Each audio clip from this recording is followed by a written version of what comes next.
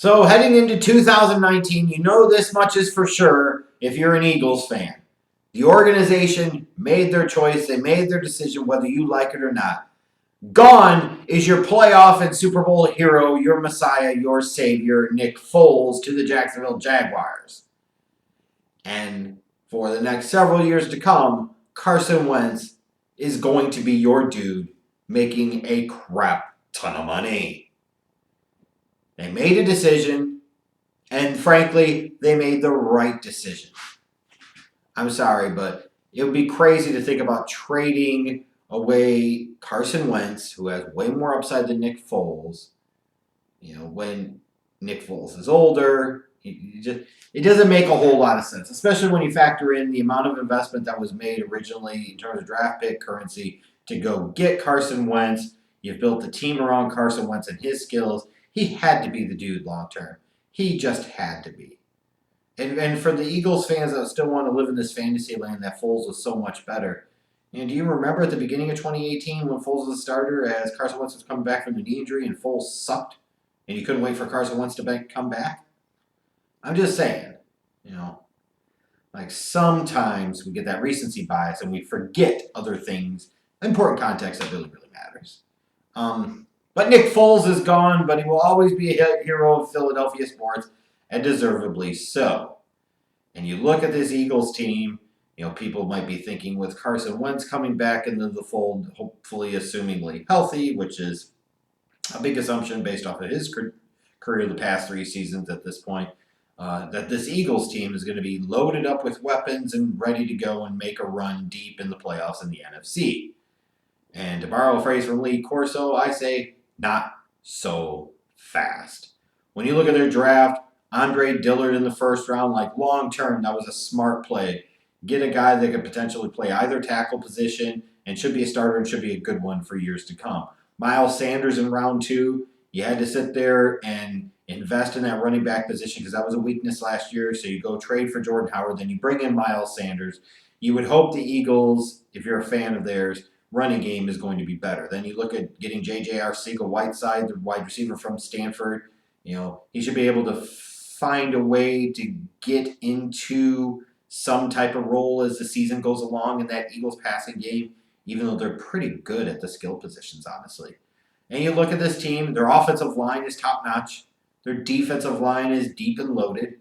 Their receiving core, you've got Jeffrey, you've got Aguilar, you've got Ertz, throwing in Arcega-Whiteside, potentially Miles Sanders out of the backfield. You're pretty loaded there, too. You've got a nice array of pass catchers, a nice offensive line to protect for Nick Foles, a nice defensive line that can play the run and get after the quarterback in waves. But there are question marks here. Like that secondary was boo-boo last year, and I don't see where they got a whole lot better. They're going to be boo-boo again this year. The running game. When you talk about Jordan Howard, you talk about Miles Sanders. How are they going to fit in this Philly offense? Jordan Howard was not the same back in 2018 as he had been his first 2 years of his career in Chicago. Can he have a little bit of a resurgence in Philly? Can he become back to being a little more aggressive and physical as a runner or not? And as far as Miles Sanders goes, he was a guy that tried to do a lot of Saquon Barkley stuff without the Saquon Barkley agility, athleticism, and speed. So is he going to get a little better about dancing around so much, or is he going to be a guy that can get himself into some trouble? And then you look at Carson Wentz, the number one ability you can have as a franchise quarterback is the ability of availability. And that has been a challenge for Carson Wentz each of his first 3 years in the league. Now you're going into year 4. If he gets hurt again, you do not have Nick Foles on the back burner. That could be danger time. Whereas before, maybe with Nick Foles, you didn't feel quite so bad. I look at this team right now, and it's very easy to forget. 2017, they were a great team. Carson Wentz goes down late in the year. Eventually, Nick Foles finds his rhythm in the playoffs, and they go on to win the Super Bowl. But you come back the next year, Wentz is still recovering from the ACL tear.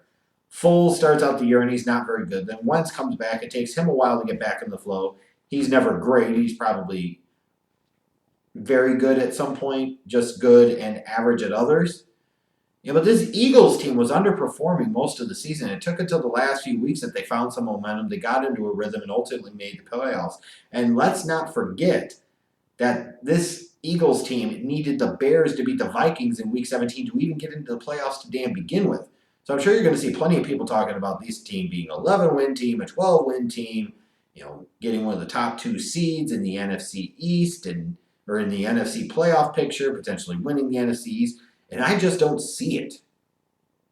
I just don't see it. They're good in some spots, but the questions that they have really concern me. And again, remembering what happened last year, like something was off. The rhythm was off with them. And it took a long time for them to get back into it. Are they going to get to that same point again? And, their schedule's not exactly easy. Like you look at week 6 through 8, they got 3 straight road games at Minnesota, at Dallas, at Buffalo. That's tough. Then you come back weeks 10 through 13. You've got Chicago. Then I think it's a bye. You got Chicago home, yes, but then you got New England at home and you got Seattle at home. Even though all 3 of those games are at home, you would assume those are 3 pretty quality opponents. You got to play them all in 3 consecutive games, even if they're at home. Then you got the last 4 weeks of the season. You got 4 divisional games, 2 of them at home, 2 of them on the road. So how is that going to play out?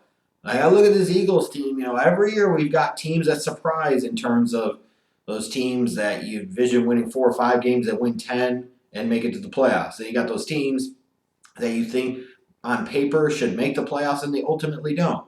I look at this Eagles team and I see a team that should make the playoffs but won't.